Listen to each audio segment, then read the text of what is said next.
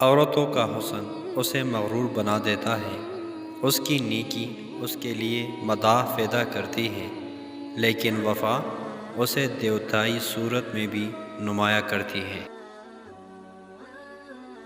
جدائی میں محبت کے شعلے زیادہ بھڑک اٹھتے ہیں۔ تین افراد کے تاحیل ایک جیسے ہوتے ہیں: پاگل، عاشق اور شاعر۔ نیکی کا آغاز مشکل اور انجام خوش آئندہ ہوا کرتا ہے۔ برائی کی ابتدا لذیذ اور انجام انتہائی برا اور تکلیف دہ ہوتا ہے۔ محنت کرنے والے کے گھر میں فاقہ کشی باہر سے جھانکتی ہے، اندر نہیں آ سکتی۔ بے شک دیر تک سوچو، لیکن سوچنے کے بعد جو فیصلہ کرو وہ اٹل ہونا چاہیے۔ مخلوقات میں انسان نے سب سے زیادہ قوانین قدرت کی خلاف ورزی کی ہے۔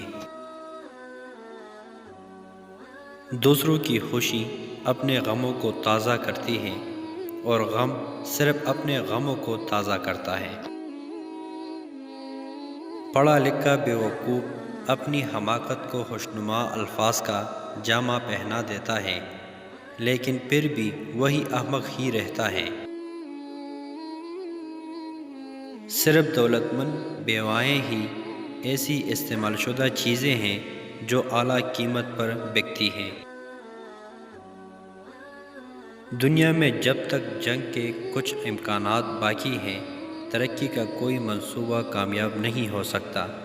اس لیے جنگجو لوگوں کو عالمی انصاف کی عدالت کے سامنے جنگی مجرم کی حیثیت سے لایا جائے۔ ہر بندہ یہ بات ثابت کرنے میں مصروف عمل ہے کہ میں سب سے بہتر ہوں۔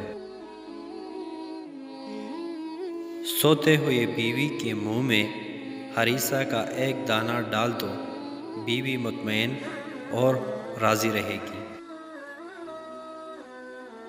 آزمائش کے موقع پر نیک اور پارسا لوگوں کی نسبت چالاک اور چست آدمی زیادہ مفید ہوتے ہیں۔